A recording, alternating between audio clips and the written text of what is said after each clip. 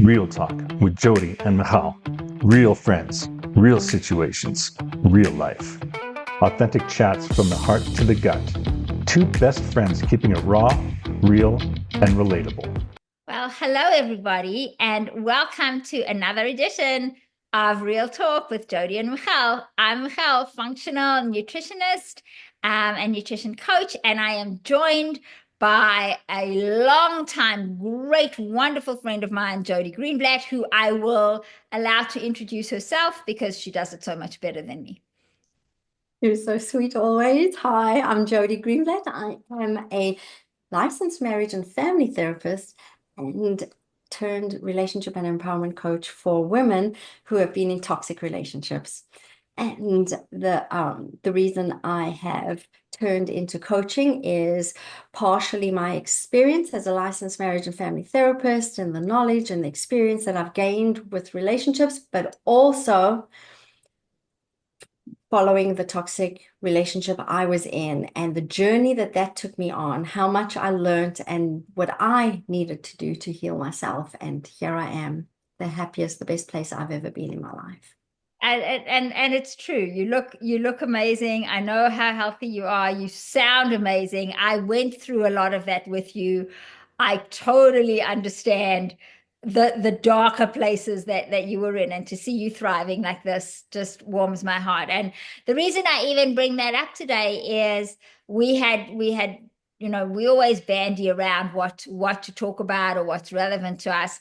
And Mhm. a big topic of conversation in my world and in yours is trauma. Mhm. And we both thought that today would be a good day to begin to touch on that. It's such a huge, I mean, it's an enormous topic, Yeah. but I think it would be something good to touch on or to begin with, because it's also a very popular term nowadays. A lot of people are talking about trauma scores, and scores of childhood trauma and adverse childhood events are really, they're everywhere, and we're learning through many influencers how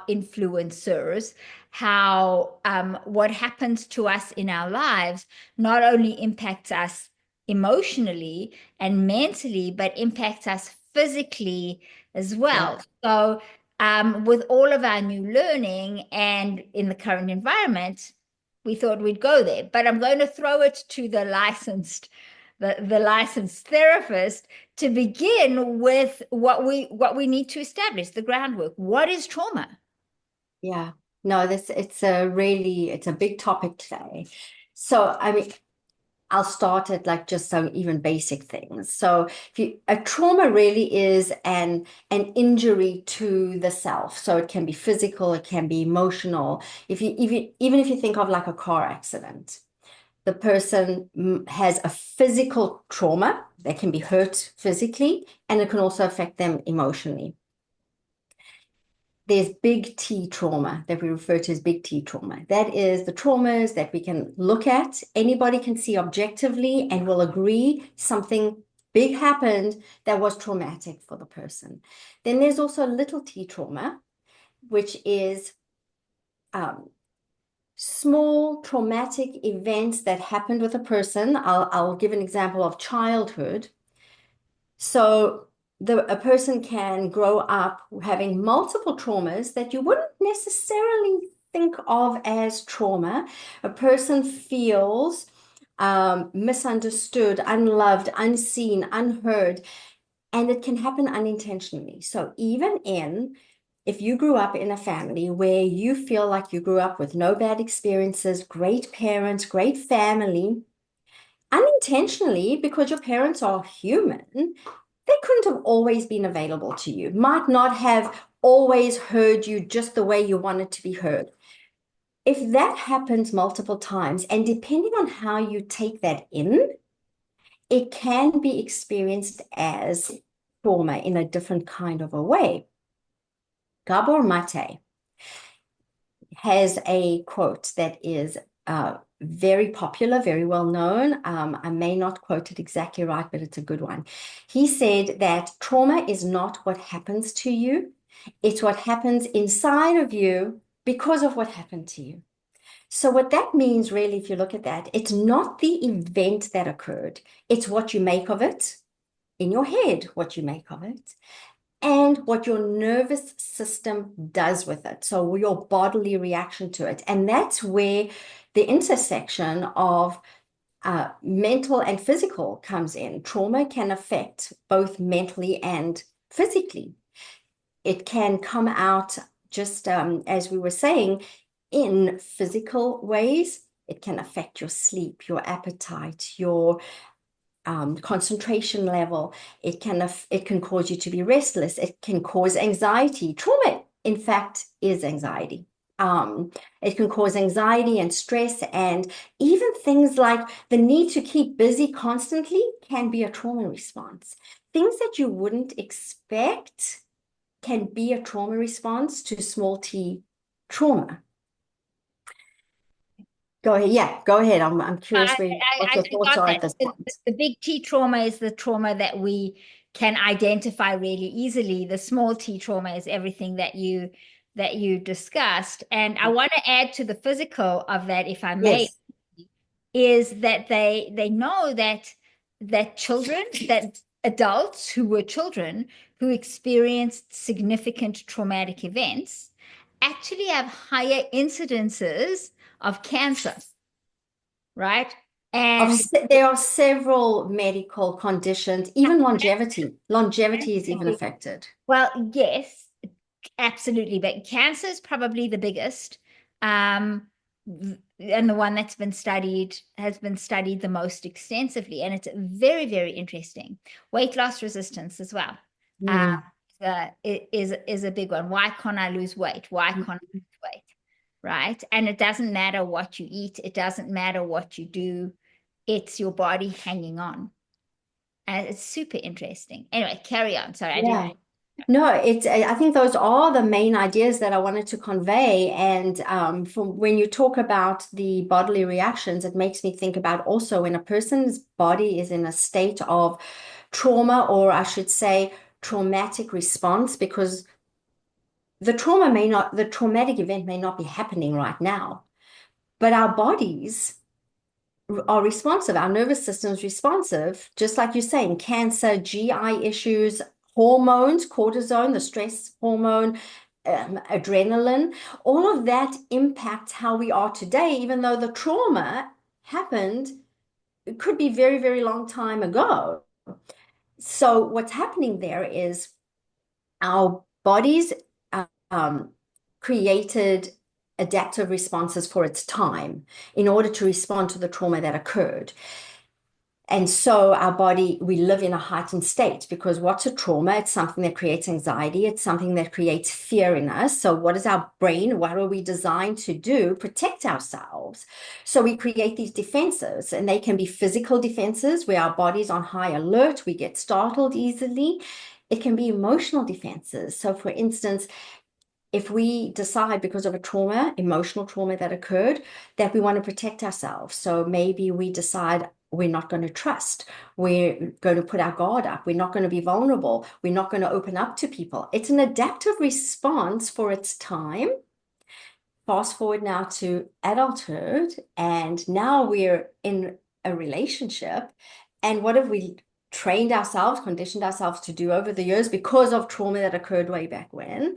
We're not opening up. We're putting up our guard. We're not being vulnerable. Then what happens? We're not being vulnerable. We're not communicating our needs. We're not having good communication in our relationship, and our relationship falls apart, or we enter unhealthy or toxic relationships. So the responses that were adaptive back then are maladaptive now.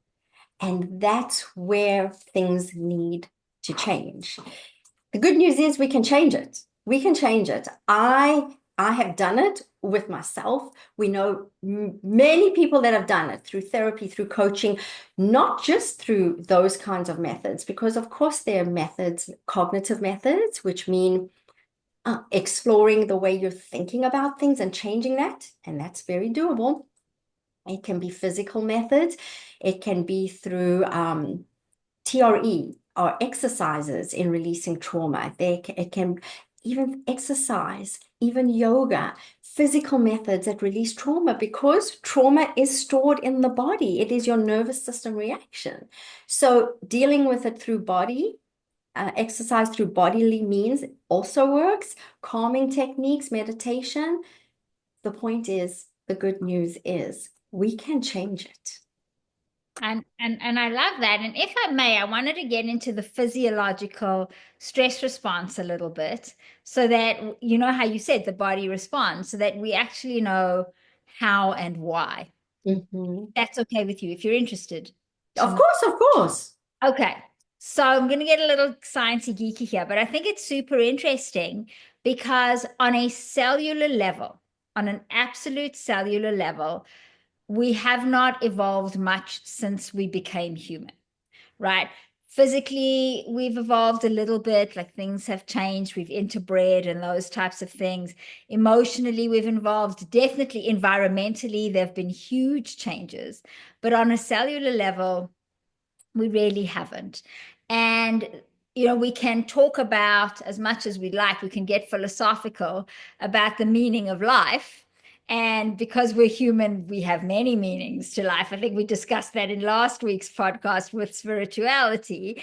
But, you know, the reason we are on this planet is to reproduce and to continue our species. That's why we're here. And your body's purpose every single minute of every single day is to ensure that you are going to survive until the next hour or the next minute or the next day, so that potentially you can reproduce. Mhm. That's its purpose on a very cellular level. So it has developed a very strong defense mechanism to ensure that you are going to survive in this moment. Now, unfortunately, that mechanism is it's quite a simple mechanism. You're either in survival mode or you're not. The cause of the to be in survival mode, the cause of that is irrelevant.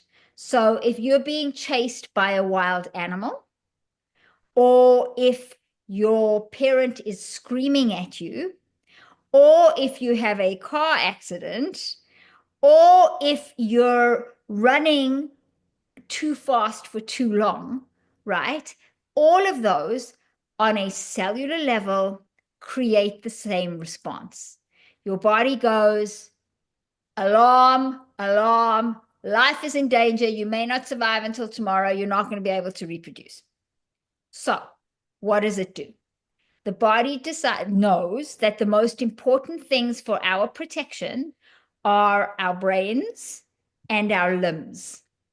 Why? Our brains so that we can work out where to go, our eyes so we can see, right? All of that, and our limbs so that we can run, right? Or that we can fight or flight. You've heard that response, right? Fight, flight, or freeze. Freeze is excessive overwhelm, but generally it's fight or flight. So what happens? We release a hormone called cortisol, which everybody has heard of. It's called your stress hormone. Cortisol is very important. Every day you wake up because of cortisol.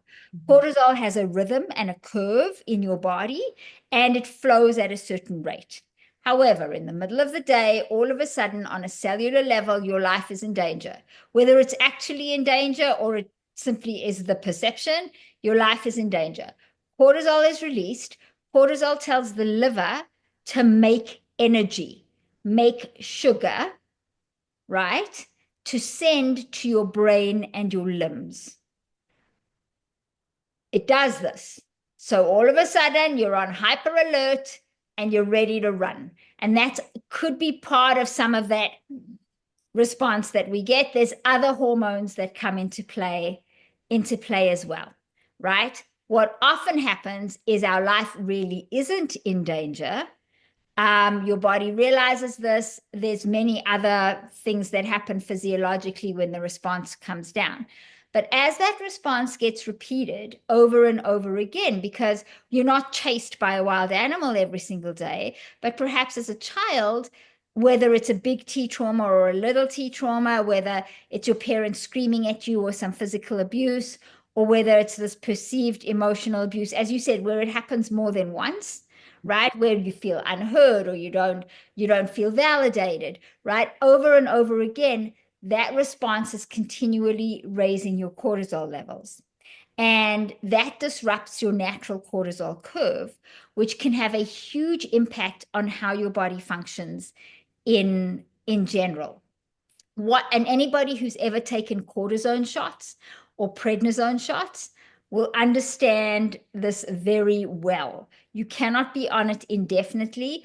I've had to take a prednisone shot and it was awful. All I felt was my heart beating like this. I lay in bed at night and all I could feel was my heart beating against the chest, because that's what cortisol does, right? It mobilizes this energy. So you've got this burst of energy. But what happens at the same time? Everything that isn't important for your imminent survival in this moment gets shut down. What does that mean? Your digestive system isn't working. So if you're eating, and this is why often people lose their appetite, but if you're eating, you're not absorbing nutrients in any way whatsoever.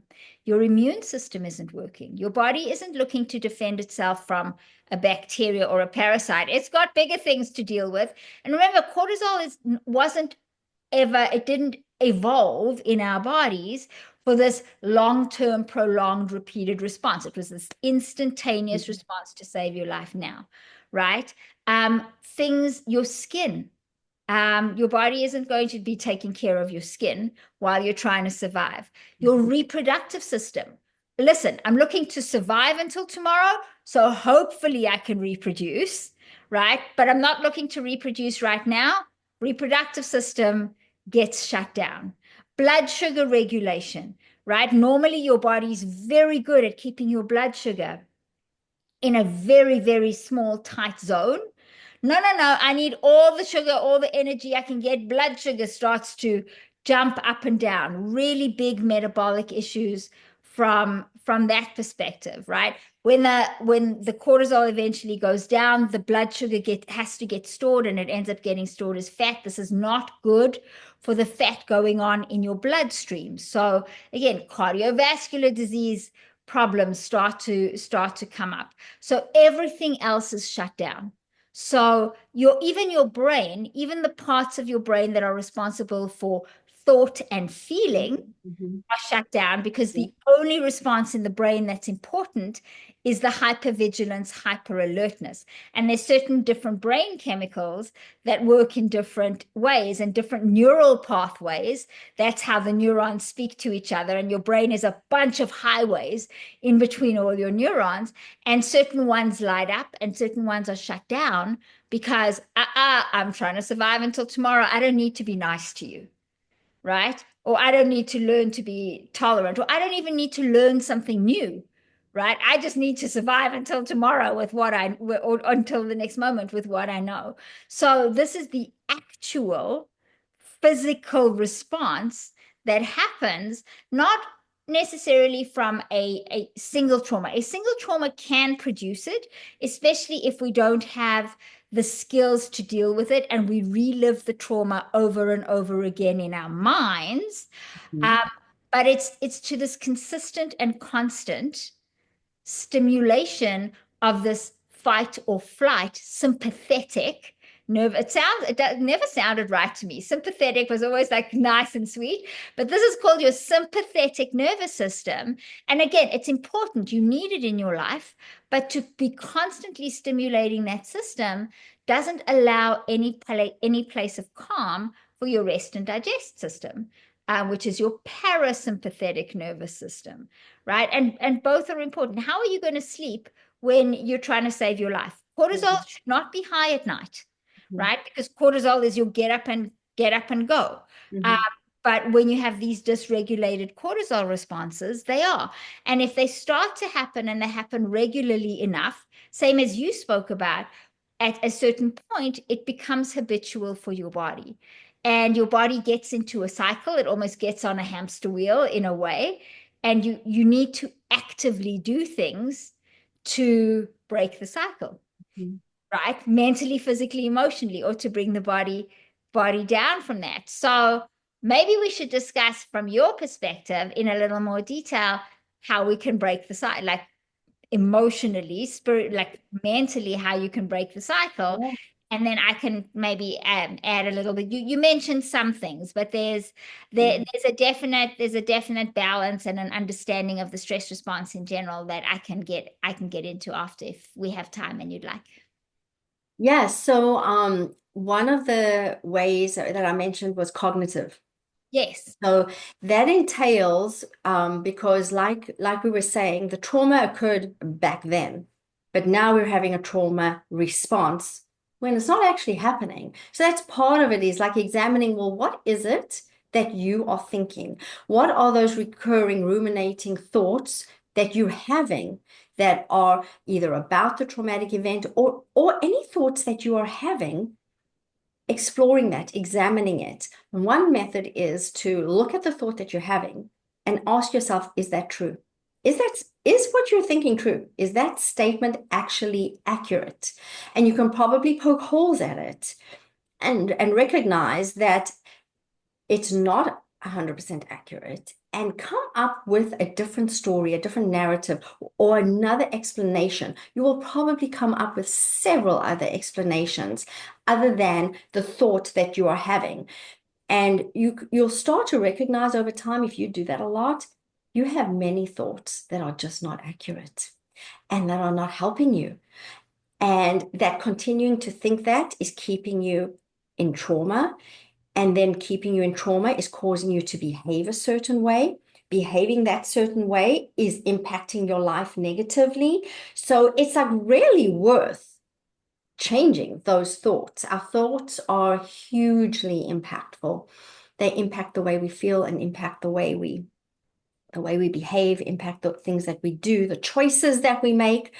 When a person is either traumatized in that moment of trauma or responding to a trauma that was, their thinking is often distorted, because they're going off of a thought that isn't accurate, which leads to another way of doing things or thinking things that is just not accurate. So you have to break that cycle. You have to examine what you're thinking and change it, because you're going to make choices that are not good. You're going to have poor judgment.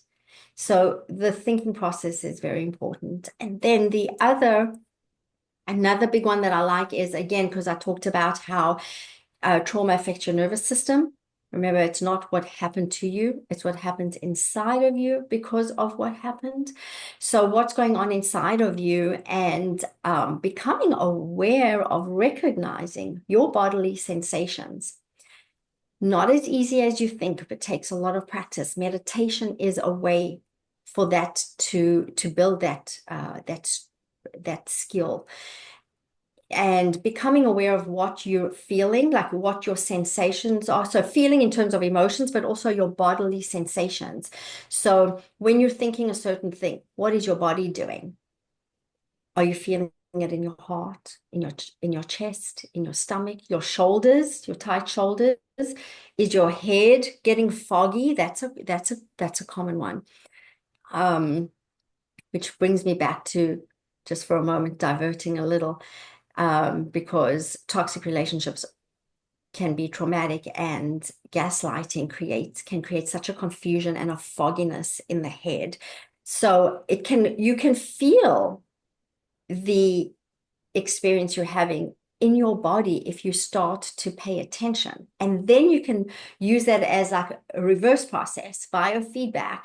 Oh, when I feel this, it means I'm thinking a certain way, or something is being triggered in me. And if you kind of follow that pattern, and I know this takes work. This is what I love doing, is helping people recognize those patterns, find those patterns that are happening, those patterns in thinking, find those bodily sensations, work it backwards, and start to live where you are recognizing all of this that is happening, or recognize all of what's happening inside of you, so that you can now pause, think it through, make a different decision. Think about when you're having an argument with someone.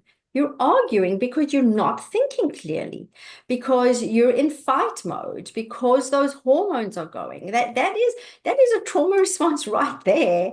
So imagine if you were aware of what you're thinking when you're engaging in an argument with someone.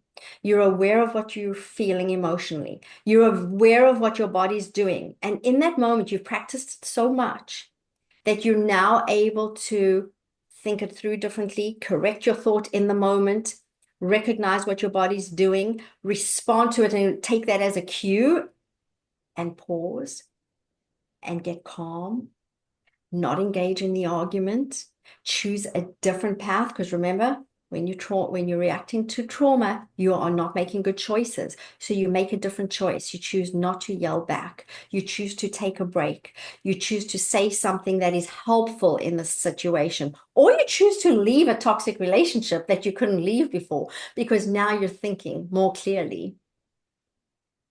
Neat. And that's really interesting, because there's a whole bunch of physical things that you can do in Mhm. order to support to create similar outcomes. And I do want to emphasize, it's not an either or. It's Mhm. it's a both. It's a both and. And I also want to emphasize, because both of us, I know, have done a lot of trauma work in our personal lives, and we work with both of our clientele has significant amounts of this to deal with. And I think especially in our modern world and in our generation, there's been a lot of that, of the trauma and the trauma response. And there's many reasons, and that's not what we're talking about today. But there's multiple things that you can do, and one thing isn't the miracle cure. And as you said, it takes work. Mhm. And it's when you say easier said than done, it is easier said than done. It doesn't happen by doing it once. It doesn't Yeah. happen by doing it twice. Yeah. It doesn't happen sometimes by doing it 500 times, Mhm. right? It's a slow progression that happens when you repeat a behavior over and over and over again. And it's frustrating.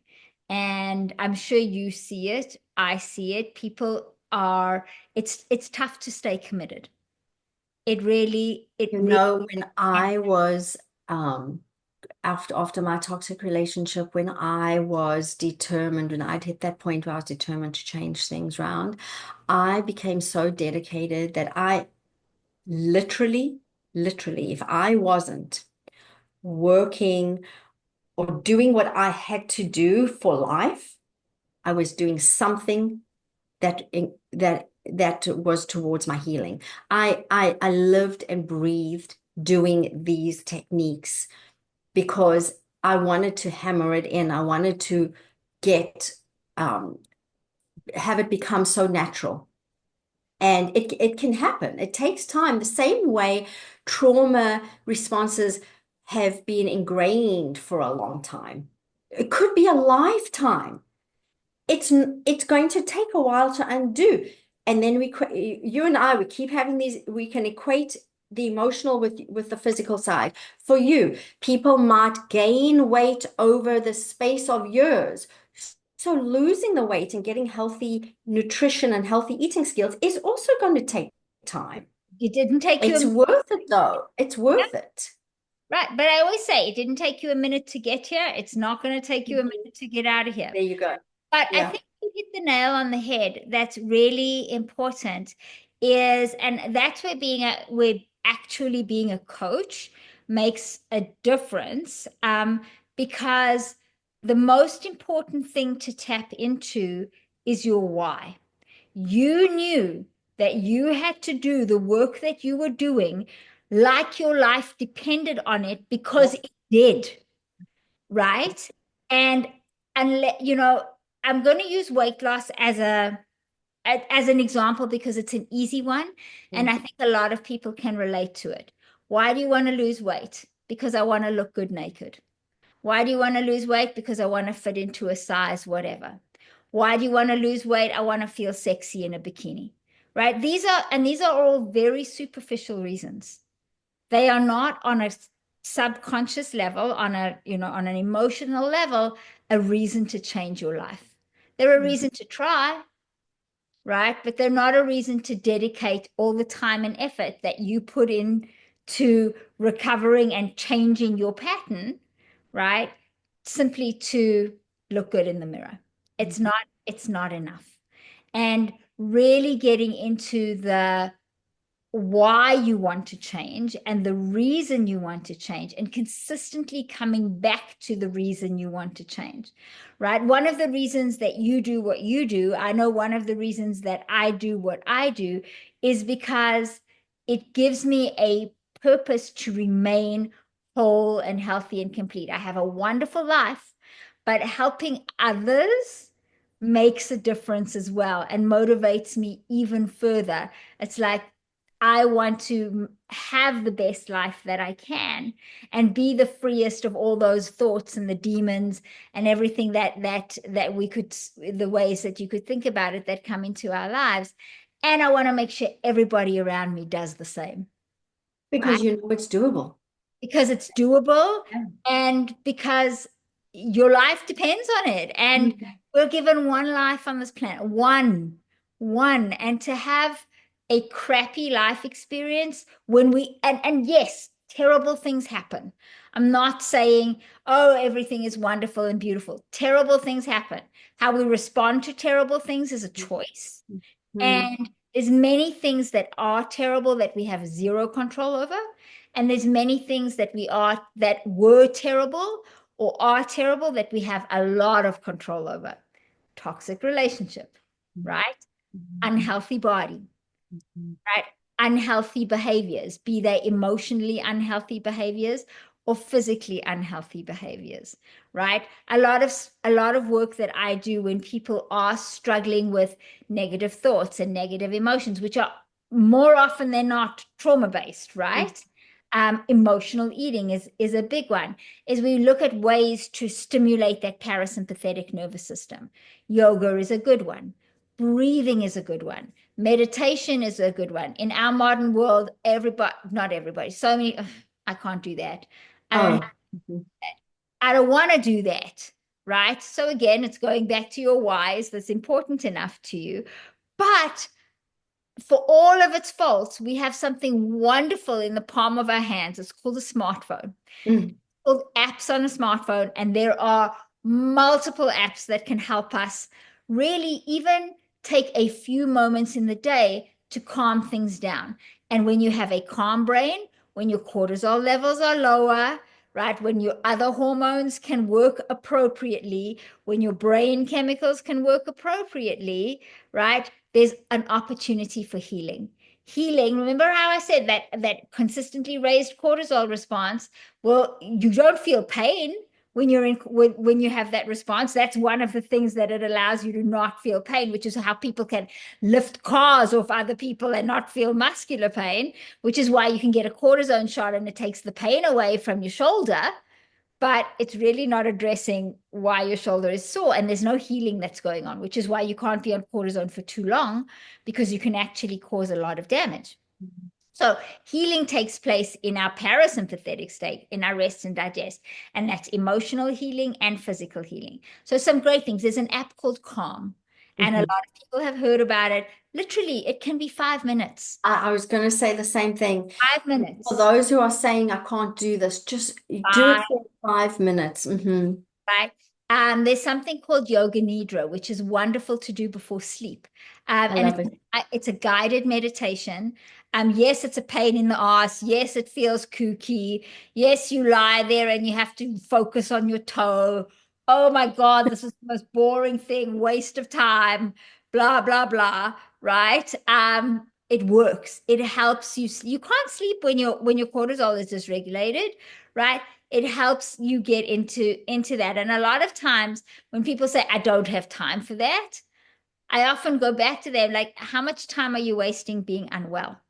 How much time are you wasting feeling like garbage? How much time are you wasting lying in bed at night, looking around? Being stressed, not sleeping. How much time are you wasting in relationships that aren't serving you? right? How much time are you wasting recovering because you overate and your belly hurts, or sitting on the toilet because you're constipated or you have diarrhea? I know people don't like to have the poop conversations, but You just did it. You just did it. You went there. morning, noon, and night for me to take 5 minutes to try and deal with a lot of that. And no, it's not 5 minutes once. And I've had clients that said to me, I did it, it didn't work. Well, how often did you do it? Once. Okay, so you go to the gym once and you're going to build big muscles. Well, that's different. No, it's not. No, it's not, right? Controlling your hormones, which we can do, right? Controlling or getting control over your response to certain things is a muscle. It's a brain muscle. It's a thought muscle. It takes work. You just said it. The more you do it, the better you get at it. It might take you a month. It might take you 3 months. It might take you 6 months. But I promise if you start with 5 minutes a day, 30 days later, you will be different from what you were 30 days before. No, you might not have lost 100 pounds in 30 days, but you might have lost 5. Yes. And isn't that amazing? No, it's not enough. Well, where would you have been if you would have done nothing? Yeah, 100%. Yeah. So HRV is another app that you can get. So that's heart rate variability. And that's actually learning to keep our heart rate within a certain a certain range every single day. And we don't want heart rate variability that's too high or too low. And you can get apps that measure it and that allow you to monitor, and then you can say, okay, so I've used the Calm app for 5 minutes a day and my heart rate variability has improved. That's an actual way to tell you that your sympathetic nervous system and your parasympathetic nervous system are coming a little bit more into balance. Another one is glucose monitors, so continuous glucose monitors, making sure that your blood sugar doesn't go too high or drop too low, and it often will drop too low after it goes too high, is really important because that, number one, can be caused by a stress response and can stimulate or exacerbate a stress response. So understanding how your food affects your physiology, really, really important, right? Getting blood work done, getting some testing done to know, okay, where am I depleted in nutrients? Because we need nutrients to make hormones and cells and muscles and bones and everything. And if your body isn't able to do that, that's stressful in itself. So when you're in this breakdown mode, because cortisol is a catabolic hormone, it causes your body to break things down. When you're in breakdown mode and you're using up more nutrients than you're taking in, what's happening? You're actually making things worse. It becomes this downward spiral. So there's these physical things that you can do that modern technology has really gifted us to begin to deal with the physiological and physical effects of trauma, which, and then when your brain is nourished, your brain has the ability to function better, which means, doesn't mean that it's going to cure everything, but it means when you're sitting and doing some cognitive therapy with Jodi and you're trying to change that thought, the energy required to begin that process is much more available. You're not depleted, your brain isn't foggy, right? You're not distracted, you're not so busy feeling like garbage in your entire body that your brain is only trying to survive, right? And so this is how nutrition therapy and cognitive therapy are this absolute perfect marriage, because your brain can't function well if your brain isn't fueled properly. It's like trying to drive your car when there's no gas and the oil is 2.5 years old, right? Not going to happen. And at the same time, if your engine isn't working, doesn't matter if you have the best gas and the best fuel, you're not going to be driving because your engine light is on. I So like that analogy. both of them work together. Your brain is your engine, other than your gut bacteria, which again, you can get your gut bacteria analyzed. We're not perfect at it yet, but we can definitely see if there are huge imbalances, and we can begin to try and correct the imbalances. They're trying to study the impact on probiotics on mental health right now. It's very, very difficult to do. And if you see anything that says this probiotic helps or that, it's an exaggeration. We know enough to be dangerous, but not enough to really make a difference. But again, we know that the foods that we eat impacts the bacteria in our gut. And I think in another one of our podcasts, I discussed how the bacteria in our gut have this direct impact on the functioning of our brain.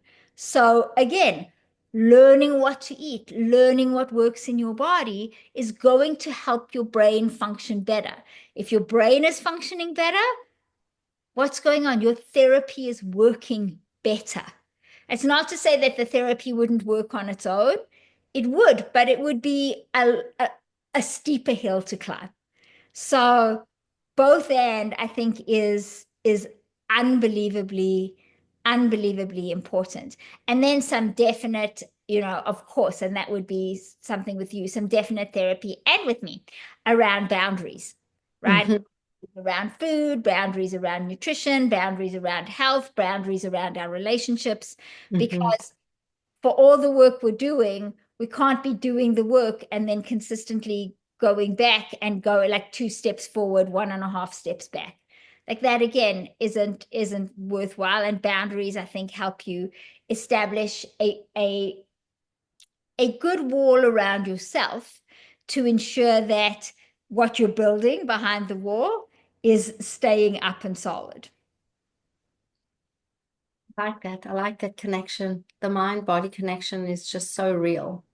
It's incredible, and the more they study it in multiple ways, the more fascinating it is. And I think it's going to change. It already is, and we're seeing stuff Yes. coming out Hmm. area of psychiatry specifically. And again, another conversation, but the area of medication, of psychiatric medication, as compared to nutritional therapy or as an adjunct to nutritional therapy, which is really important. And the importance, again, of behavioral. There's many therapies that do amazing things, but behavioral therapy specifically is really important because we're often not equipped with the skills to deal with what's going on in this world, in our past world and in our present world. It's evolving way too fast for our primitive cells and our primitive, in many ways, primitive bodies and minds. I don't know. What are your thoughts on The thing that one of the things you said that I think is like so super important is this concept of doing something versus doing nothing. The way you said it, even if you make small strides or something you don't even see yet, you are still better off than you were before. If you do nothing, you are going to stay where you are. at best, So best, at right? so just doing something for 5 minutes, doing something once a day instead of 5 times a day, doing something once a week, even if you can't do it every day of the week, doing something. And when we say something, we're talking about health, physical health, exercising, eating, working on your thoughts, working on being a healthier person mentally, physically, emotionally, working at it all the time, even if you can't do it to the amount, the frequency, the intensity that you want to, is always worth it, and you will see changes. Um, one of the things I remember asking myself while I was healing myself was, am I there yet? How am I doing? And you know, it's sometimes hard to notice it within yourself. But certainly, if you look back, the same way you said, do something every day for 30 days, you will see a difference in 30 days. And eventually, when you do start to notice the differences, you start to notice how you feel different, how your brain thinks differently, how that fogginess is lifted, how your body feels more healthy, how your relationships are improving, how you are responding differently to people, not reacting. You start to notice the differences, and it's kind of like when you stop asking, am I there yet? Might be a sign that you're getting there, that you're there. So it's worth it. I agree with the part that you were saying. You have this one life. You got to make it the best that you can. Yeah, right. We don't get a do-over. And we keep doing it. We keep working at it. This is life. It's a cliche to say life's a journey, but it is, because even though, like you were saying, you can see that you know me, and you know what I've been through, and you know that I'm in such a good place now. I still keep doing it. I still keep exercising. I still keep catching my thoughts, because now it's become automatic. That's the thing. When you can reach a point where it's so internalized, you've practiced it so much that you now start to do things without consciously thinking to go ahead and do it. You just keep on doing it and you live your life like that. Yeah, it's true, and it's amazing. And I always tell my clients, and some of them get really mad at me, you need to let go of the perfectionist thinking. Mm, It's not 100% with you, right? Which is the do a little bit every day. It's not all or nothing. And if you think of, there's so many areas in our life, for most of us who are parents, if you're not a perfect parent, does that mean you're a terrible parent? yeah, exactly. That's all or nothing thinking. It doesn't mean that. You're the best, right? If you're not the perfect employee, but you're a good employee and you do your best, right? You don't try sabotage the company or steal things, but you're not absolutely perfect, right? Occasionally, maybe you've, I don't know, had an extra cup of coffee or spoken too long at the water fountain, or whatever it is that you've done. But because you weren't perfect 100%, does that mean you're a terrible employee and you should be fired? No. So if you're not perfect at everything that you do in your life, that doesn't mean that you should give up or that you're terrible at it. If you can't, as you said, if you can't go to the gym 5 days a week, right? Maybe you do what we call exercise snacks. We call them exercise snacks. So every now and then, maybe you drop down and do some push-ups, or Mm, you're on a phone call and you're working from home today, and you go and do a wall sit. That's where you sit with your back against the wall, and it's like you're sitting in a chair. That works your legs, right? Maybe for lunch, instead of I don't know, instead of having your Dairy Queen dessert, you go for a walk around the block. I like it. Do little things every single day, and that doesn't mean that it doesn't mean because I can't go to the gym I shouldn't move my body, Yeah. right? It Yeah, doesn't mean exactly. because I can't buy only organic food and only grass-fed, grass-finished beef that it gives me license to eat any garbage that I want. No, you do the best you can with what you have. Yeah. And working with somebody to maybe create some strategies around that or bring that into your life can be really important, right? Seeing a relationship coach. How do I begin to heal myself so that I can heal my relationship? Or find a relationship that's healing, right? How can I begin to eat better? How can I begin? I'm not going to tell you, to change everything all at once. Maybe it's having one less Diet Coke a day.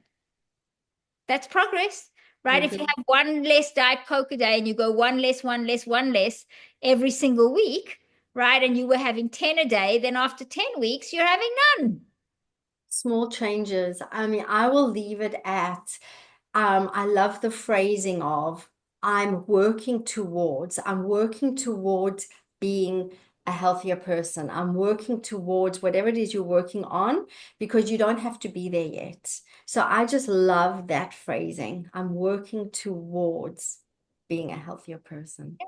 And it's not being a whole, complete, and perfect person, because I believe that in our we can embrace our perfection in our imperfection, but it's about always improving. I'm on a journey of improvement. I'm on Mhm. a journey of growth. Yeah. I'm working towards. just like we're working towards having a huge podcast following. So how was that for a go through? So remember to like the podcast, share the podcast with a friend, comment, please. We want to know your thoughts about trauma experiences, trauma healing, anything you wanted to know more about, anything you wanted to know less about, constipation, diarrhea. Right, just leave us the comments. It helps us give you what you wanna hear. And we like to talk about everything, so we're open to whatever it is you have to share with us. So I know that we'll be meeting again next week, and we look forward to seeing you again when you tune in, which will hopefully be then too. So any final thoughts or words, Jodi, other than working towards? No, that's where I'll leave it. Just I think it's keep brilliant. thinking in terms of not perfection, but working towards. I love it. I love it. Well, take care, everybody, and we look forward to your comments. Bye. Now.